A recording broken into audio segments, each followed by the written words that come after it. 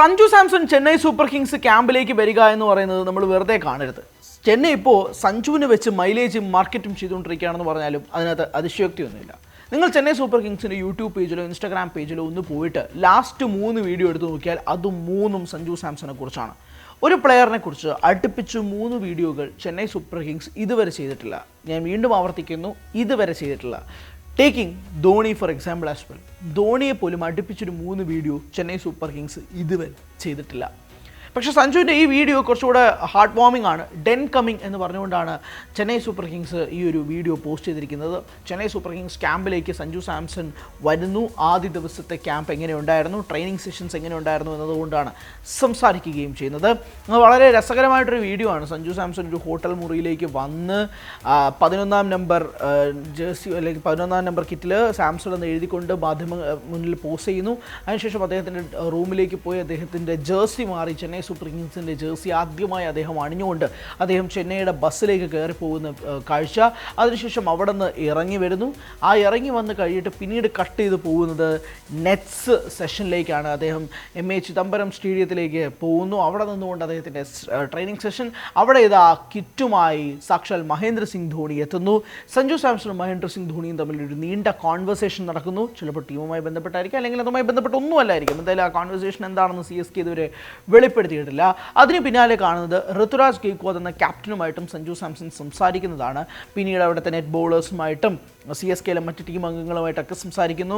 തൊട്ട് പിന്നാലെ ഗാലറിയിൽ തനിക്ക് വേണ്ടി കാത്തിരിക്കുകയും തനിക്ക് വേണ്ടി ആർപ്പ് വിളിക്കുകയും ചെയ്യുന്നു. ഒരു പറ്റം ആരാധകർക്ക് സഞ്ജു സഞ്ജു എന്ന് വിളിച്ചുകൊണ്ടിരിക്കുന്ന ആരാധകരുടെ മുന്നിലേക്ക് സഞ്ജു ചെല്ലുന്നു, ഓട്ടോഗ്രാഫ് എഴുതി ഒപ്പിടുന്നു.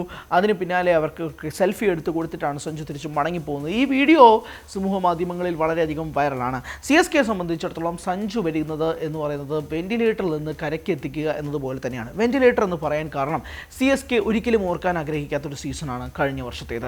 2025 ചെന്നൈ സൂപ്പർ കിങ്സ് 14 മത്സരങ്ങൾ കളിച്ചു, 4 മത്സരങ്ങൾ മാത്രം ജയിച്ച് 10 മത്സരങ്ങൾ തോറ്റ് വെറും 8 പോയിന്റുകളുമായി ടേബിൾ പൊസിഷനിൽ ഏറ്റവും ലാസ്റ്റ് നിൽക്കുമ്പോൾ CSK ആരാധകർ ഒരിക്കലും ആഗ്രഹിക്കില്ല കഴിഞ്ഞ തവണത്തെ സീസൺ. ഒരുപക്ഷെ RCB ആരാധകർ ആഗ്രഹിക്കും. കാരണം 18 വർഷത്തെ അവരുടെ സ്വപ്നമാണ് കഴിഞ്ഞ വർഷം സാക്ഷാത്കരിച്ച് അവരൊരു കപ്പ് നേടുകയും ചെയ്തത്. എന്തായാലും CSKയ്ക്ക് ഇത്തവണ കപ്പ് വേണം. അതിനു വേണ്ടിയിട്ടുള്ള എല്ലാ കരുക്കളും അവർ നീക്കി കഴിയുകയും ചെയ്തിരിക്കുന്നു.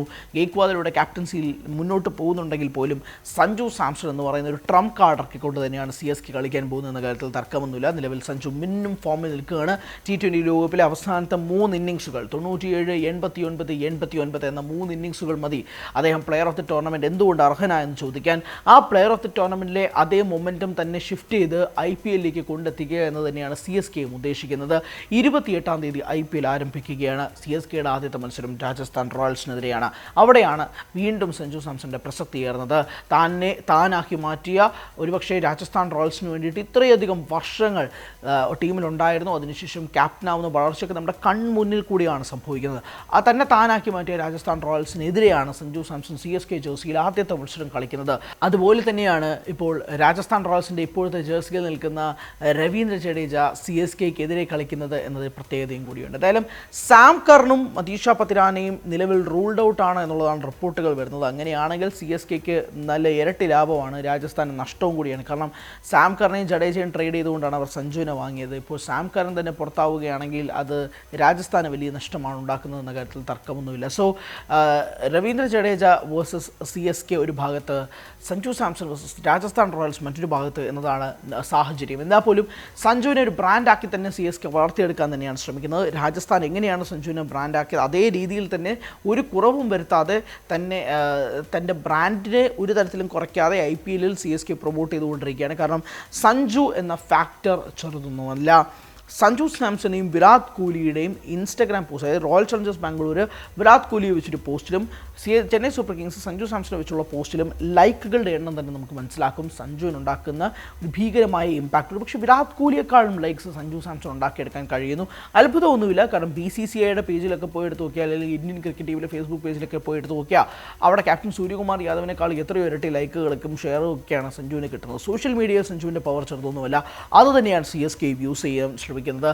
ആ ഒരു പവർ, ആ ഒരു ഇമേജ്, അത് തൻ്റെ അല്ലെങ്കിൽ തങ്ങളുടെ ഇൻസ്റ്റഗ്രാം, യൂട്യൂബ്, സോഷ്യൽ മീഡിയ ഹാൻഡിൽസിൽ പ്രൊമോഷനായി യൂസ് ചെയ്യുക എന്ന് തന്നെയാണ് ഇവിടെ CSKയുടെയും ടാർഗറ്റ് അത് തന്നെയാണ്. അവർ ഈ തുടർന്നുള്ള ദിവസങ്ങളിലും ശ്രമിക്കാൻ വേണ്ടി പോകുന്നതെന്ന കാര്യത്തിൽ ഒരു തർക്കവുമില്ല. പ്രത്യേകിച്ച് മാഹിബായും സഞ്ജു സാംസണും കൂടി ഒരുമിച്ചുള്ള ഫ്രെയിമുകളിൽ മാക്സിമം CSK പ്രൊമോട്ട് ചെയ്തുകൊണ്ട് തങ്ങളുടെ വിട്ടുപോയ ഫാൻസിനെയും കൂടുതലായി വരുന്ന ഫാൻസിനെയും ഒരുപോലെ സംതൃപ്തി ആക്കിക്കൊണ്ട് തന്നെ IPL സീസൺ തുടങ്ങുമ്പോഴേക്കും കൊണ്ടെത്തിക്കുക എന്ന് തന്നെയാണ് CSK മുന്നോട്ട് വയ്ക്കുന്ന ഏറ്റവും പ്രധാനപ്പെട്ട പ്രൈം ടാർഗറ്റ്.